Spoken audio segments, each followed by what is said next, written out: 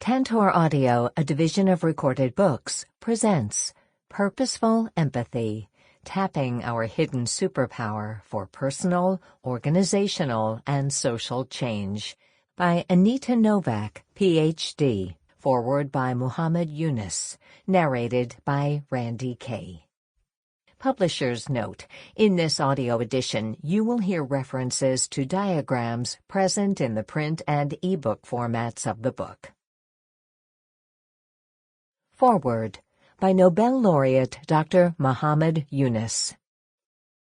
In May 2016, I held my friend Anita's 10-day-old baby in my arms. Very few experiences surpass the feeling of gazing at an infant, knowing you're holding the future in your hands. It reminded me how I felt cradling my grandson for the first time.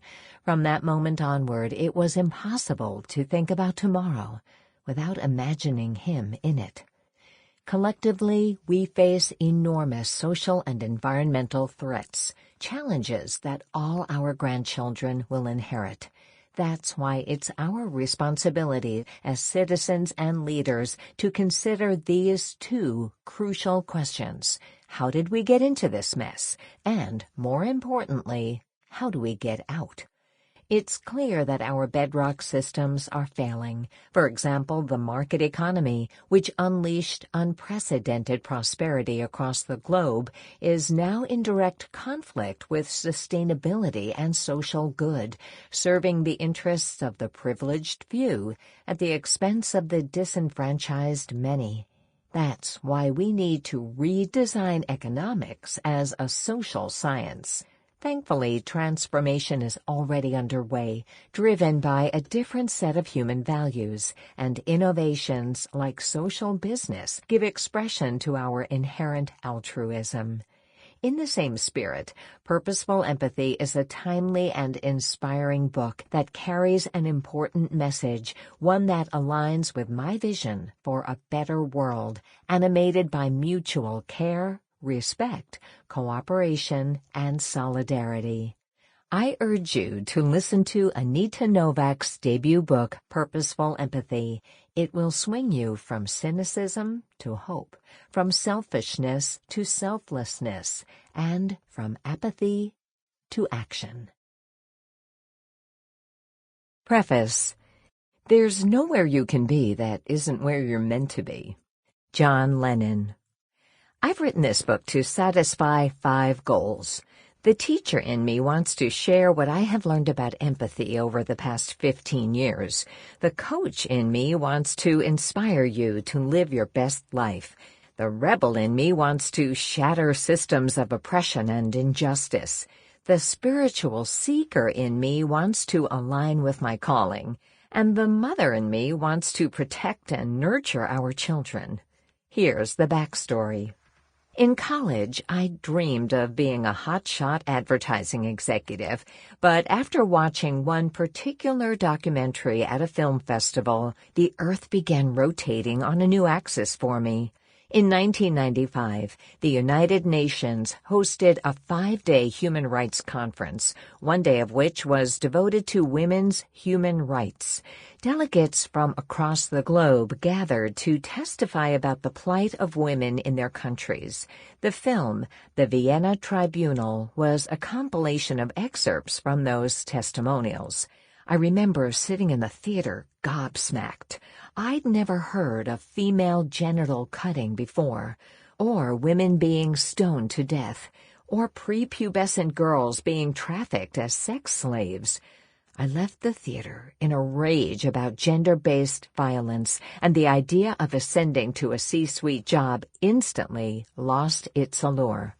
Pre-film, I was a bona fide material girl. Post-film, I was a nascent social justice warrior. I plunged into women's studies, made my way through the canon of feminist texts, and shed an uninformed worldview the way a snake loses its skin. I trained as a volunteer for a crisis line, taking anonymous calls from survivors of rape and sexual abuse. I even completed a master's thesis devoted to deconstructing the representation of women in advertising from a critical feminist perspective. To be clear, it was painful to learn about the real-life consequences of misogyny in our world, but I was lit up by the idea we could smash the patriarchy. That's why I sincerely believe that film was a nudge from the universe to help me align with my truth. A decade later, my ears were on fire. A woman on stage had just issued a call to action to 700 people in the audience, but I felt she was talking directly to me. Esther Mujaweyo, a Rwandan genocide survivor, had been invited to speak at the Global Conference on the Prevention of Genocide at McGill, the university where I teach. At the beginning of her talk, she projected a photograph onto a jumbotron. "You see these 40 members of my extended family gathered for a celebration?" she asked. "Only my 3 daughters and I survived." Silence filled the auditorium. "I hear all the time you're sorry for having failed us with your collective inaction, and I want to forgive you. But it's not easy because you continue to fail us. Everywhere on the planet, people are suffering. Surely you can do more." Martin Luther King Jr. asked, "Life's most persistent and urgent question is, what are you doing for others?" Yes, I worked in the nonprofit sector. Yes, I volunteered. And yes, I donated to good causes. But could I dig a little deeper and do a little more? Of course I could. That's why I believe that Esther's rebuke was my second nudge from the universe. 2 years later, I landed in the country of 1,000 hills. The vista was breathtakingly beautiful, but the bursts of colorful wildflowers made it nearly impossible to reconcile the scale of evil that had taken place amid those peaks and valleys. It was especially surreal to drive past the hotel that acted as the UN headquarters during the so-called peacekeeping efforts, which saw nearly 1 million people slaughtered within a matter of weeks.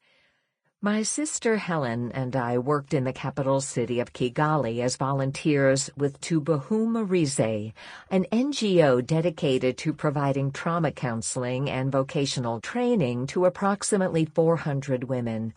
All had lost family members, many had contracted AIDS through genocidaire rape, few had formal education, and most lived in absolute poverty. They were among the most vulnerable women on the planet, and the most resilient. Helen and I hadn't planned on shooting video testimonials, but it quickly became clear that survivors wanted to share their stories and have their experiences documented. This included a man who had taken refuge with his family in a church and watched in horror as his wife and 7 children were massacred by machete. Miraculously, he'd managed to escape the same fate by running 30 miles barefoot to a friend's home. He hid under their kitchen floorboards for 3 months, surviving without eating, drinking, or moving, sometimes for days at a stretch, tormented relentlessly by nightmares. After hearing his account, neither of us could eat, sleep, or talk for more than a day. His anguish was inconceivable. I kept asking myself, how could neighbors and friends turn against one another with such cold-blooded inhumanity? 2 nights before my departure, I had a breakdown. I desperately wanted to heed Esther's call to action. Instead, I felt like a genocide tourist, mortified by my hubris that I would somehow make a difference. I was also incensed by the magnitude of injustice and agonized about going home and carrying on with life, knowing that so many would continue to suffer. By then, I knew I would never become a humanitarian, but I couldn't shake the feeling that I needed to do something. A few months earlier, while preparing for my trip, Michael, my thesis advisor, had requested a meeting. After exchanging pleasantries and telling him about my summer plans, he said, "Anita, we've known each other 4 years, so I'll be straight with you.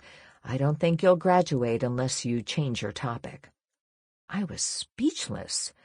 "I bet you have a box or drawer that you use to stash random stuff," he continued. "Go home and explore what's there. That's how you'll discover your passion." I left his office livid. 2 weeks later, I discovered a legal-size folder in my filing cabinet marked Miscellaneous. I emptied the contents across my dining room table. They included ticket stubs from speaking events and yellowed newspaper clippings. That's when it clicked. Without conscious awareness, I was naturally drawn to people trying to change the world. Michael was right about discovering my true passion, and the focus of my PhD thesis pivoted accordingly. My obsession became, how can I inspire the next generation of changemakers? To that end, I interviewed dozens of social entrepreneurs to learn what they had in common. My data revealed a simple and elegant answer. Empathy inspired them into action. That insight continues to animate all the work I do. For more than a decade, I have been singularly focused on how to leverage empathy on purpose. I've developed courses and programming at McGill to teach and mentor the next generation of social innovators. And as a certified coach, I help organizations and leadership teams create cultures of empathy. I also advise high-net-worth families how to translate their philanthropic goals into social impact. As with my experiences with the Vienna Tribunal and Esther Mujiweo, I believe Michael was put on my path on purpose, and for that, I'll always be grateful. Back in the day when I was gunning for the C-suite, I was seeking something outside of myself. Had I followed that route, I might have been better off materially, but spiritually, there is no comparison. Today, I'm a happier, healthier, and kinder person, thanks to the choices I've been nudged by the universe to make. Over the years, I have learned to center empathy in my life. I've become a pescatarian. I steer away from fast fashion. I take my daughter to protest marches, and I vote for political parties that put a premium on women, children, peace, and the environment. It hasn't been easy going against the grain. I'm a middle-aged woman who still doesn't own a home. I have often lived from paycheck to paycheck, and I'm sure many of my life choices have been judged by some family members and friends. That's never an easy pill to swallow. Perhaps toughest of all is knowing that I rub some good people the wrong way by unintentionally triggering some cognitive dissonance. My guess is that they may be ignoring their nudges, perhaps afraid of what change might entail or what other people will think. But here's what I know for sure. Those nudges from the universe are sacred clues. Sometimes they come in the form of a movie, other times a global pandemic. It's only by paying close attention to what they're trying to tell us that we can discover our true path of purpose. So the next time you hear the universe whisper, give yourself permission to listen. You might even consider asking for a nudge. If you want to know what I hope you'll get from listening to this book, the answer is simple. An aha moment when you realize that this is the sign you've been waiting for. Introduction. Empathy is the only human superpower. It can shrink distance, cut through social and power hierarchies, transcend differences, and provoke political and social change. Elizabeth Thomas.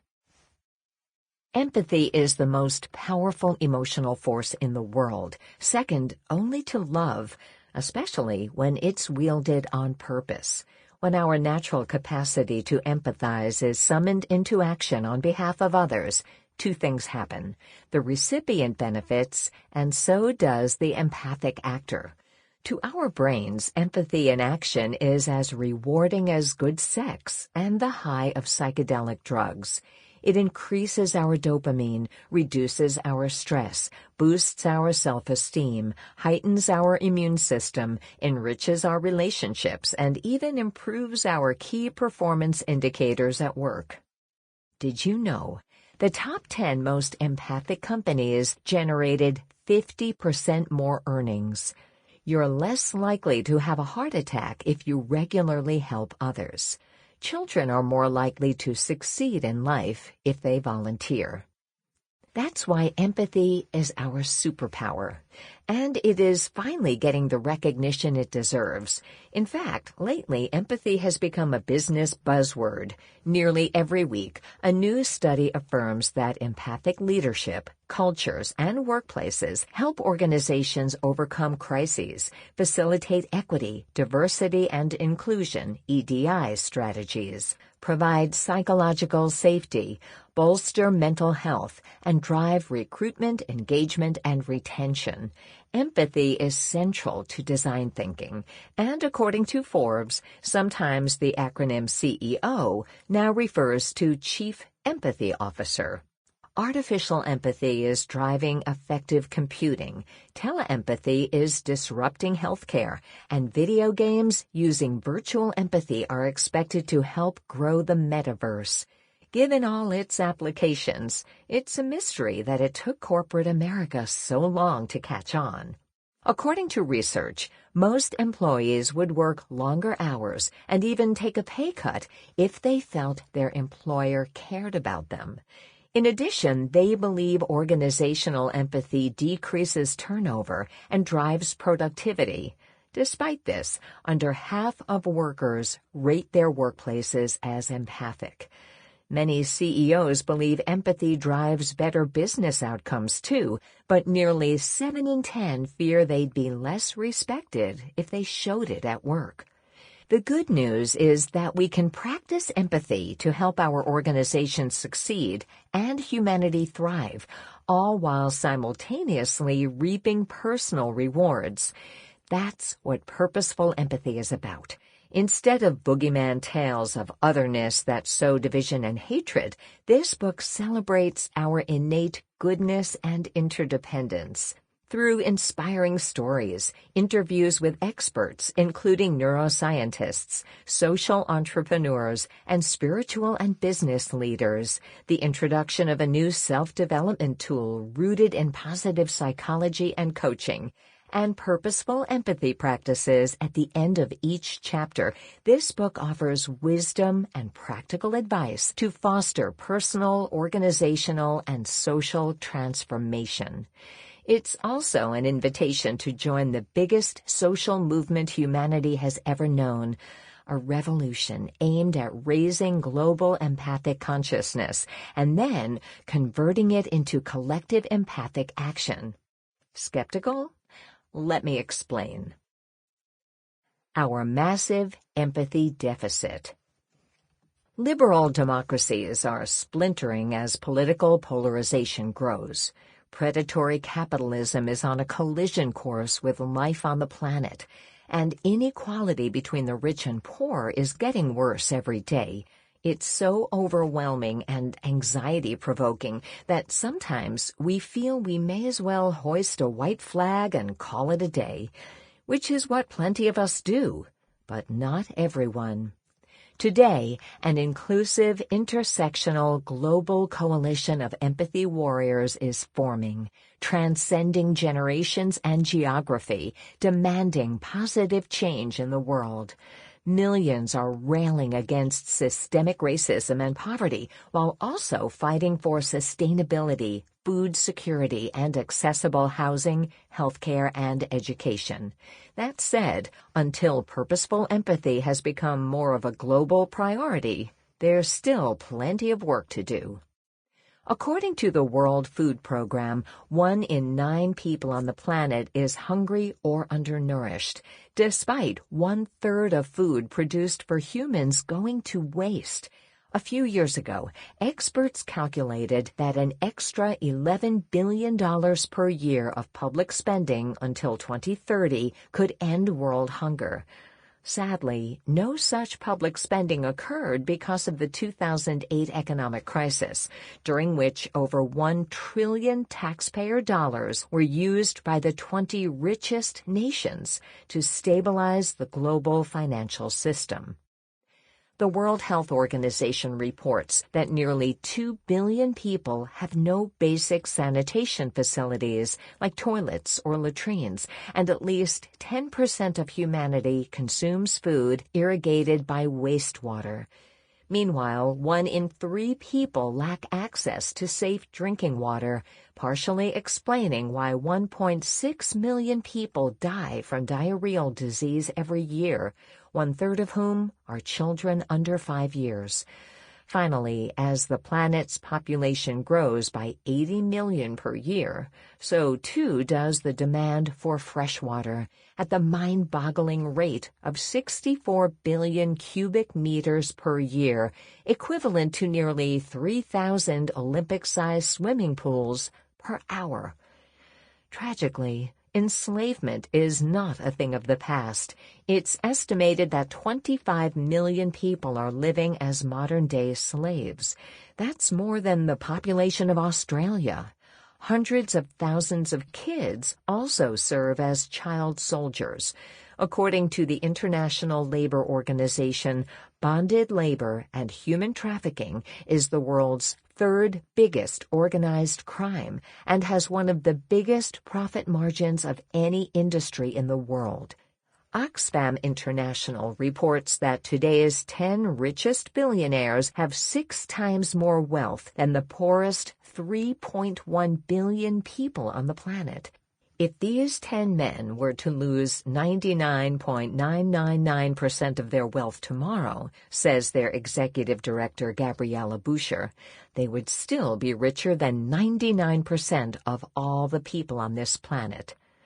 The 1,000 richest people in the world recouped their pandemic losses within 9 months, while experts calculate it could take more than a decade for the world's poorest to recover from the economic impacts of the virus, hurting women disproportionately. Even those who benefit most from our economic system are suffering. Consider this: the rate of depression in industrialized countries is doubling each generation. 30 years ago, the average age for the onset of depression was 30. Today, it's 14. Lest we forget all the other afflictions normalized by advanced nations, including homelessness, mass shootings, drug overdoses, and eco-anxiety, the last being so widespread among young adults that the idea of having kids is increasingly considered reckless. But who could blame them? Global temperatures are on track to rise 10 degrees Fahrenheit over the next century. 1 million plant and animal species face extinction, and millions of people are expected to become climate refugees. What kind of species destroys its own habitat and jeopardizes the lives of its progeny? A species that has forgotten to practice empathy. Empathic by nature. Some argue we got here thanks to our selfish human nature. Is that true? In Darwin's Descent of Man, he mentions survival of the fittest only twice, but speaks of love 95 times. Meanwhile, Adam Smith, famous for having popularized the merits of self-interest, also extolled the virtues of others' interest in The Theory of Moral Sentiments, a work lauded as one of the most comprehensive empathy-based moral theories in the Western canon. Still, our society treats altruism as exceptional or suspect. According to Dutch primatologist Frans de Waal, author of The Age of Empathy, Nature's Lessons for a Kinder Society, Our understanding of human nature is fundamentally flawed because research has focused almost exclusively on chimpanzees, who are known to be aggressive, hostile to outgroups, and prone to egregious acts of violence, including cannibalism and infanticide. DeVal believes our concept of what it means to be human would be entirely different if we had spent the last 50 years studying bonobos instead. Unlike their primate cousins, bonobos are naturally nurturing, playful, cooperative, and egalitarian. They even use sex to promote social bonding. They literally make love, not war. Homo sapiens share 98.7% DNA in common with bonobos. We also share a similar amount of DNA with chimpanzees. In fact, we share more DNA in common with chimps and bonobos than they share with each other. So while humans have quite a few chimp-like tendencies, we're also remarkably like bonobos. This means we can't blame our selfish genes for the mess we're in. Instead, we must take a long, hard look in the mirror and hold ourselves to greater account. We must also flex our empathy muscles, but that's becoming increasingly difficult to do in a world that primes us not to care. Once upon a time, we lived our entire lives in small clans with close relationships. That's how our proclivity for empathy grew.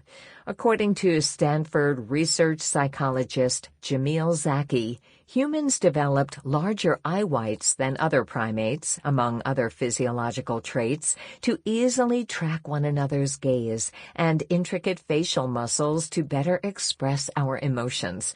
Back then, if we didn't empathize, we were ousted by our clan and left to die alone.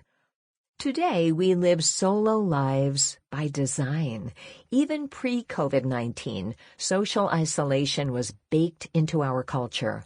Nearly a third of U.S. households are inhabited by just one person, which comes at a very high personal cost. Research tells us that people who experience long periods of loneliness develop serious health problems, including cardiovascular disease and dementia, at much higher rates than people who don't feel isolated. To make matters worse, our sympathetic nervous system is perpetually exposed to a diet of 24/7 stimuli with the dictum, "When it bleeds, it leads." Seeing so much pain and suffering every day can cause apathy, depression, and anxiety. No wonder psychologist John F. Schumacher concluded, "Never before has a cultural system inculcated its followers to suppress so much of their humanity." Calling 911. Are you concerned about the direction the world is heading and that we're running out of time to get things right? Does anxiety about global geopolitics and the next election cycle keep you up at night? Has presenteeism invaded your workplace, abducted your colleagues and direct reports, and dragged down productivity, innovation, and engagement? Have you started to notice the common thread among racism, climate change, wealth inequality, mental illness, addiction, and loneliness? Are you beginning to connect the dots between the shitstorm happening out there and the one going on in here? If so, this book is for you. 7 issues require our urgent attention. Predatory capitalism has created abhorrent wealth inequality and is fundamentally at odds with planetary boundaries. It's hard to fathom, but of the top 100 global economic entities, 69 are now corporations. A system once celebrated for lifting all boats has become degenerate in its asymmetry. If we care about humanity and life on our planet, we must seek alternative economic approaches animated by a new set of values, including empathy. Our social fabric is in tatters thanks to crippling polarization. A robust democracy always includes discord, but today's divisions run dangerously deep. In a zero-sum game, voters loathe their opponents, fomenting the potential for violence. To avoid that outcome, we must exercise empathy to restore mutual respect and common ground. Our mental health is also under siege. 5 years ago, the world's first Minister of Loneliness was appointed by the United Kingdom. Now, in the aftermath of COVID-19 and mass social distancing, the rates of chronic anxiety, addiction, depression, self-harm, mental illness, domestic violence, and suicide have risen everywhere. Despite our 24/7 digital connectivity, we are desperate for human connection and a sense of belonging, and we need more empathy to transcend the era of social isolation. Sample complete. Ready to continue?